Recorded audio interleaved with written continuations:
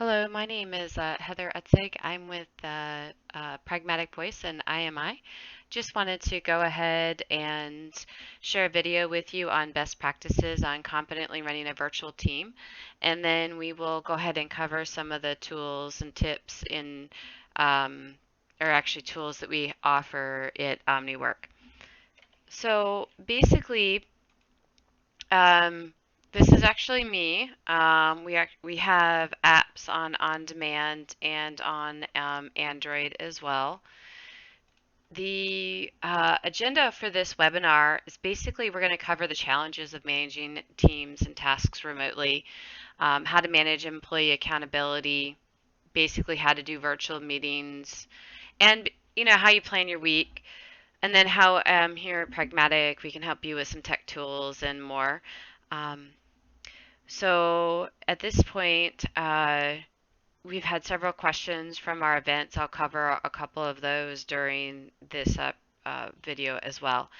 One of the key things is planning your week and then having an ability to really have a technology to communicate that.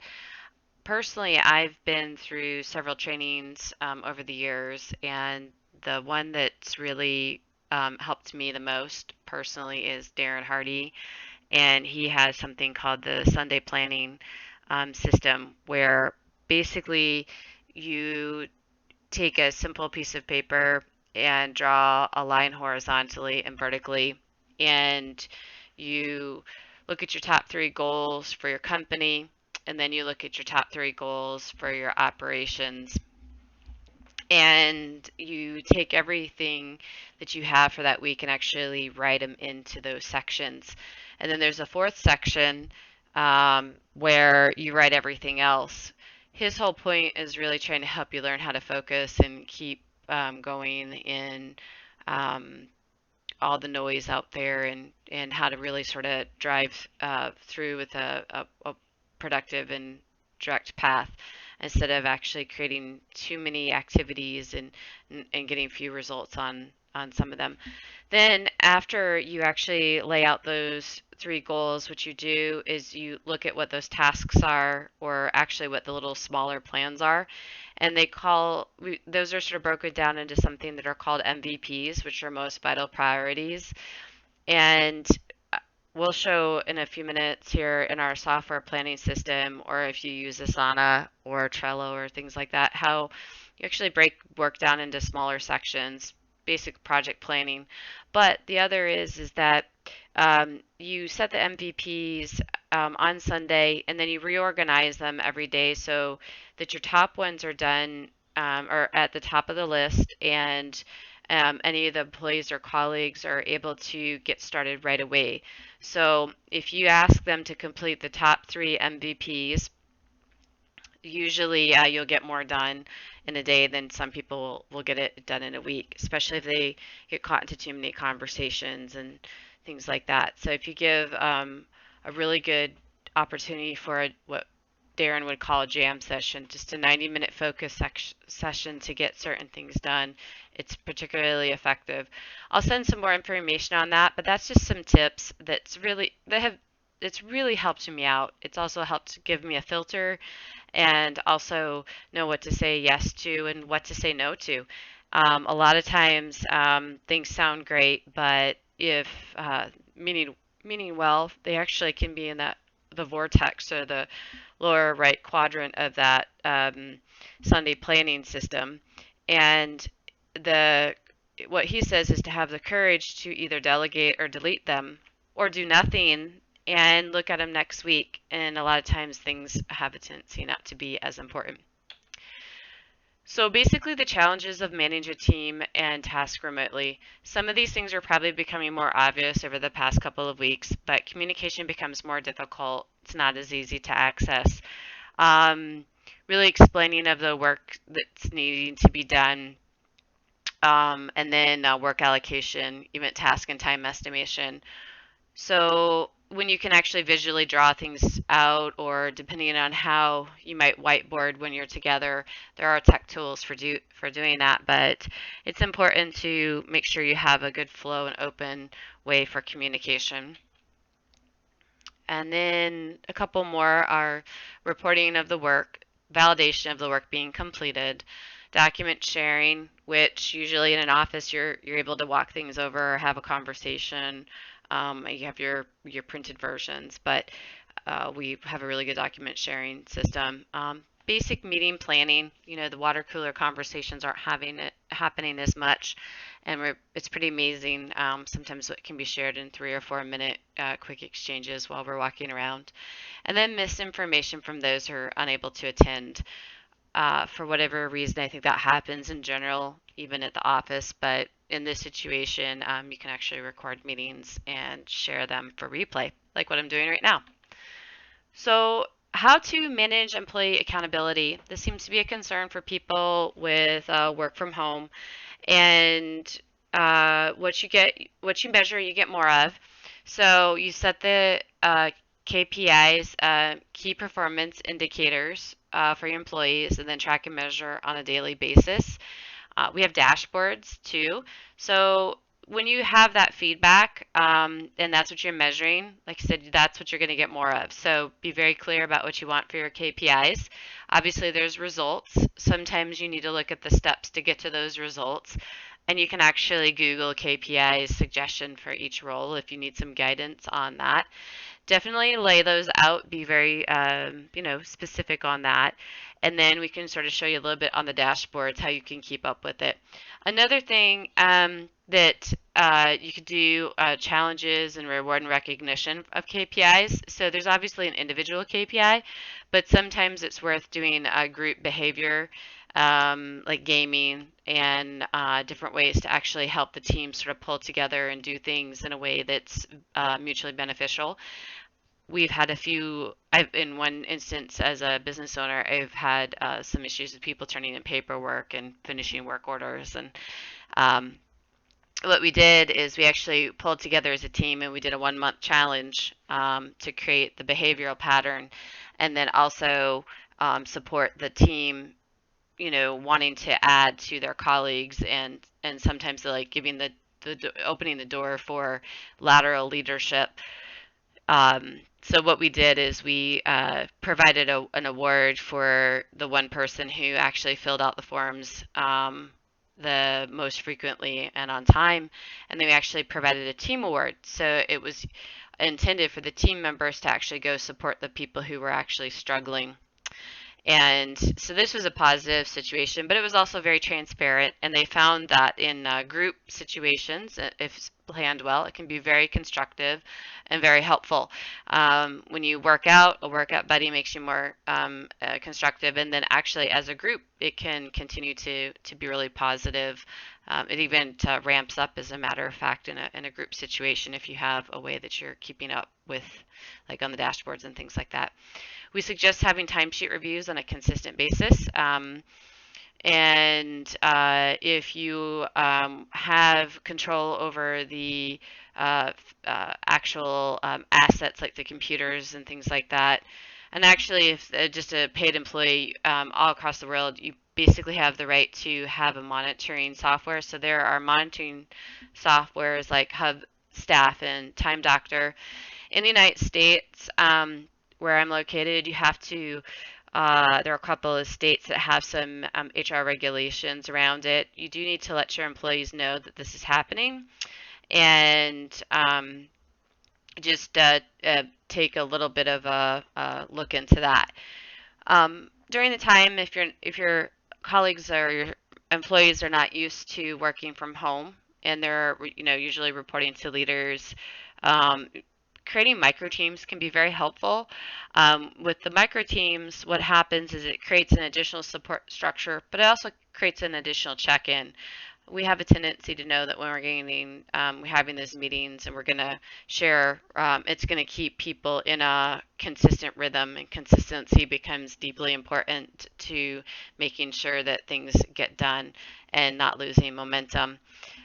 In one of our companies, we have set a policy about response time to requests that you basically have to respond every 15 minutes, just due to the nature of our business. If you don't respond, then we're going to assume you're out on a break.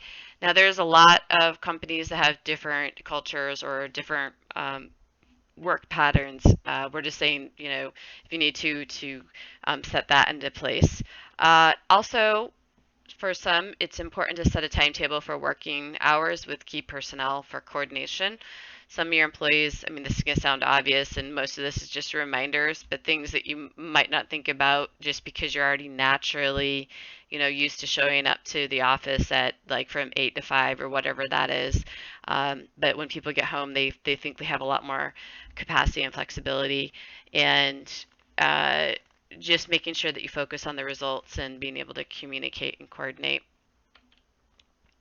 All right, so when and how to do virtual meetings is obvious as this sounds when email and text are not sufficient. And we're suggesting at the beginning and the end of the day, just do a 15-minute meeting with team and team leads, simply just to get people started. And it actually sort of starts their day. It's a good beginning day ritual and end of day ritual, so that there's capping, and they can give each other quick updates, not get caught too long um, uh, into the conversation. But so at least there's a touch base, just like we normally would when we walk into the office, and then when we say goodbye, just the morning greeting, morning, afternoon, give a quick uh, stand up. Put an agenda into place for the larger meetings, table one-to-one conversations. That happens quite a bit, where meetings are very expensive, and then what occurs is you have one person talking about a topic that could actually be talked about later, and you have a lot of individuals there who could be actually completing other important parts of their day or parts of their tasks. And depending on what software you're using, ask for a hand raising in the software, chat. Just set some good housekeeping rules. And we're going to suggest, if you can, have the videos turned on. It just creates more of a presence because you can actually see if people are paying attention. If people are drifting off, it's really hard to notice if they don't have their video on. There's a lot of tools for virtual meetings. Zoom, Skype. Well, actually, Skype's closing down at the end of the year, but Slack, GoToMeetings, LogMe, RingCentral, Twilio, Google Hangouts. We have this one on top of our list right here. Our software is actually integrated with Google Hangouts and Zoom, and we're working on integrating several of these others. So if you're already using them, you won't have to move over to a new software. Then let's just talk a little bit about how Pragmatic can help you with some tech tools. I am going through this a little bit faster for you so that you can hopefully be able to understand and be able to engage with some of the productivity aspects that we have to offer. We have in sort of our wheelhouse several modules, but the biggest point is that we just turn on what's needed, and we're really not trying to replace anything that you have right now. If you already have it, don't worry. We're not trying to take over and create anything new. But what we do have are a tremendous amount of integrations, and if you don't have certain things, know that we can add those if need be. And so we have everything from a websites, multi-website, CMS, e-commerce, project management, employee management, the whole HR management, invoicing, accounting, CRM, sales, dashboards, all that. That is a full-scale ERP. We're integrated with many things, from Asana to Google Drive, Calendar, Google Hangout, Zoom, actually, Slack, WhatsApp, Salesforce, HubSpot, and much more. So if you have an existing tool that you're using and you want to use this as an extension, we can actually get those to play together. And how we charge is per seat and database usage, or if you just want to do this independently, we can set it up on with some success packs and some custom projects. Though at this stage, if speed is of the essence, it may be easier to actually work within the systems that we have designed. But more than anything, we just really hope that that you've had some really good tips and tricks too on how to sort of plan, measuring more of what you get, or measure what you measure, you get more of and getting clear on those KPIs, having smaller, quicker meetings when you're not around each other and things like that, more check-ins. And then um, I guess that was one of the other things. We do a whole series of things from artificial intelligence, Internet of Things, ERP, CRM, cloud computing, ETL, data warehouse, business intelligence, web development, mobile development. And now what I'm going to do is go ahead and go over to the system actually. This is an example of OmniWork. I'm actually already signed in. If this was your home page, you don't need, but if you have a website, but if you need a website, you can definitely just create it as a login for your employees. We just have this on office.imi.co. And what we really want to show at this stage is when you look at uh, just like adding contacts and everything else, which you're used to, all of these things go back and forth between either you add them in here or you add them in based off of your, let's say you have HubSpot, we have a HubSpot integration or a Salesforce integration. Then you can go into projects and create a full-scale project. And I'm just going to add new project with timesheets. So this is going to add the whole timesheet component. So when you actually create this project, I'm going to say new, we'll just do project overview here. And I'm going to go ahead and create a task in here. Planning session. And you can actually break that down. But what we're doing here is we're trying to show you that there's an ability to go ahead and go in and then even start to create subtasks. So you can go down into several levels.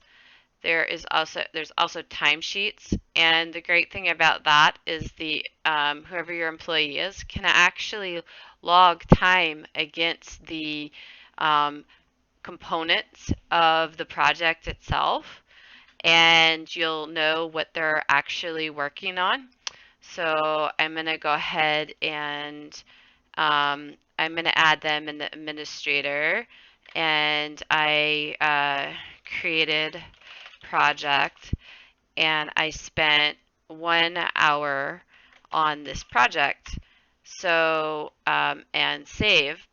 Now if this was an employee, it would actually show how long I worked on that actual task. And then the nice thing about this actually is it shows up in timesheets. So you can validate and group by many different things. What are billed on? You can actually group by the employee itself. But you can see here that I did a planning session for 1 hour. And obviously you can look at these on different, you can add custom filters like, let's see, employee contains administrator. There's just lots of different ways to filter and see, and you can create, or you can look by date on the employee, how well they're actually filling out those timesheets so you can see. You should ask them to have the best practice of completing these on a consistent basis. Without diving too deep into all these details, but we just wanted to let you know that so you look at the new project here. I just clicked back on that project, sort of like it's a Kanban view. There's just different ways to look at it. You can look at it over time, where the associated dates are. You can actually look at many, many measures related to the project itself. You can see that I don't have any planned hours, but I already had spent 1 hour. And as you start to add information, you'll see a tremendous amount there. There are ability to look at all sorts of pie charts and grids, and any of the schedule activities that are coming up or uploaded documents, information related to what's been happening with the actual project itself. Um, and then other charts related to the actual setup itself. Then, like I said, you can have an employee can actually just log an hour. I could say that I did um, video of OmniWork, and I can put it getting started with OmniWork webinar, and I'll put another hour there. And so, and then I'll save it. And I'm signed in obviously as myself, but what you can do as administrator is see that with several of your employees. The other great thing about this is just on the simplest stand front, when you're in your calendar and this one is synced with Google. We actually have a syncing with um, Zoom as well. You can create a meeting, new meeting, and you can either just hit create or I'm just going to go ahead and edit. Let's see, let's do this one on the 15th, 30. I'm going to add a Google Hangout, and not going to worry about attendees right now. So I'm going to go ahead and save this here as the new meeting. I'll be able to open this up, and right now you can actually set the Google Calendar to sync simultaneously, or we have it set up that it syncs every hour. But you can also just go ahead and click sync, which is going into my actual Google Calendar, and you can see here that if you looked at my actual Google Calendar, that this is event already started. This is a Hangout button. By clicking on it, it's actually going to start the Google Hangout. It is that direct. And like I said, it is on the Google Meetup or on the Google Calendar as well. So it will reach out to that calendar, and that will go back and forth. In addition, so that just helps with keeping up with the calendars, so you're not having to go back and forth with each of them. We also have Discuss, which is a lot like Slack, and we have a full-scale Slack integration. So everything that is going with Slack in here, it actually shares in that. Let's see. I might not. I should have probably already. No.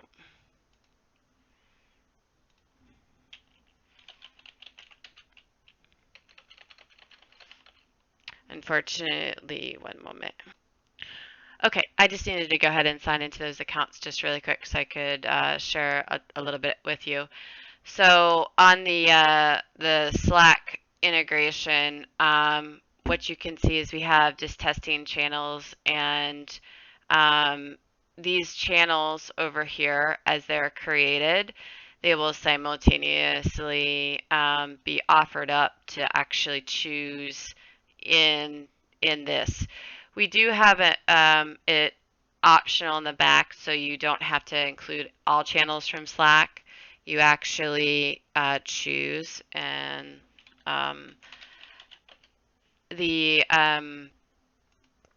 yeah, so like right here it says hello, if you can see this, and then I'll say hello to you too, and send. And then I actually had to reset the password, so it might be that I need to integrate it and set it back up. Yeah, so I need to go ahead and just had to reset the password. But so it says hello to you too. And so what you see is you have this simultaneous copying back and forth. The whole point of this is if you're communicating over here, you can actually still communicate in here. And you can actually do this with your portal users because we have a full-scale portal. So it's not only just your internal employees, it's actually the customers that you're communicating with if you're needing to keep up information related to them. The nice thing is though is like with Slack, it's also HIPAA compliant, FINRA compliant, those things if you're really needing to work with confidential information. Like I said, you do have their permission to go back and forth. And then I'm just going to show you one quick thing here on the calendar. This was the appointment that I had created. It says office here, and the whole hangout was actually created as well. So I'm going to go back. I'm going to just do one more quick calendar creation here, and I'll do meeting 2, edit, and add a hangout, save. In this situation, like I said, we choose to sync, not immediately. You can do that if you would like, and then like you can open it up, you can edit it again. Like I said, you don't even have to go outside of your calendar if you don't want to, but if you happen to have a whole series of other types of integration with your Google account, it can be really important. As you can see here, this meeting 2 is actually showing up. We have multiple types of integrations, but this is just a quick getting started of the basics so that you can manage your timesheets. You can put your projects together. Even in the projects, if you want, you can even go so far as on your editing and who you share. You can even share them with your customer. You can get customer ratings during this time. One of the other things is you don't have to share the full scale project with the customer, but the customer can actually you can share with them if you want, and you can ask them for feedback to make sure that everything's going well. You have a choice on who's your invited employees, all your employees, portal users, and all. Just you choose what you want or who you want to see. And then another thing is if you don't have invoicing, we do actually integrate with several of the accounting softwares, but there's actually an accounting software in here. The second you complete, it integrates straight into creating the sales order. So you can bill. If you're working on billable hours, this is another great thing. You can actually time task manage with starting and stopping and things like that. Well, I wanted to say thank you for your time. I know this is a long video, and we really appreciate you spending the time with us. We really hope that during this experience that you're able to find some productivity. There's some information that actually states that if you can work from home in a very focused, non-distracted environment, you can get more done. I just know there's a lot going on right now. We do have software, but more than anything, we really just wanted to share some really good ideas with you and be here to support you in this time. So thanks again, and we wish you a wonderful day and wishing you safety. Thanks. Bye.